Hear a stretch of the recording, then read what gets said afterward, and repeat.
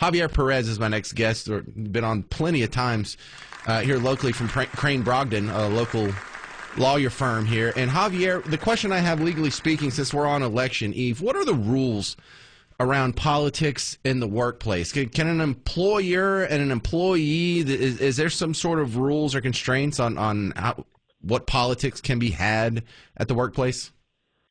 Yeah, thanks for having me. Absolutely.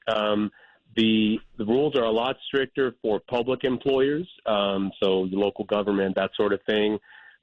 In the private sector, the employer essentially calls the shots and can dictate what's allowed in terms of topics of conversation, what kind of merch or other kind of paraphernalia you can bring or display or wear, and can really kind of set the tone for what they're going to tolerate and not. It's their domain, it's their home.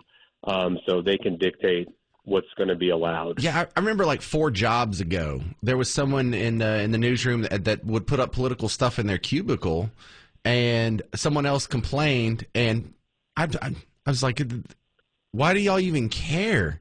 But boy, people really get upset about this stuff. Yeah, and especially, I mean, we say this every cycle, I think, but, you know, with the tensions running as high as they are, you can understand kind of people having such big feelings about it. I guess not be surprised that people have such big feelings about it, but you're right. I mean, we all have our preferences and, should expect to disagree with one another, I would think, but workplace makes it more complicated. Does an employer have any obligation to his employees to let you have some time off to go vote? You are allowed to go vote. You can't be fired for voting.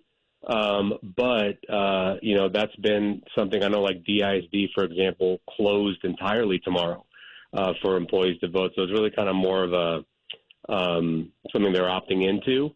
But it is something that's recognized, yeah. All right. So when we have the election tomorrow, I don't think we're going to have the answer by Wednesday. As a lawyer, you've got to see this as, they can stretch this out for weeks. Yeah, I mean, if 2020 is any predictor, we kind of were laying in suspense for I don't even remember how many days. But certainly those tensions can run high in the workplace and everywhere else. So hopefully we're not in suspense too long, because it is a stressful time.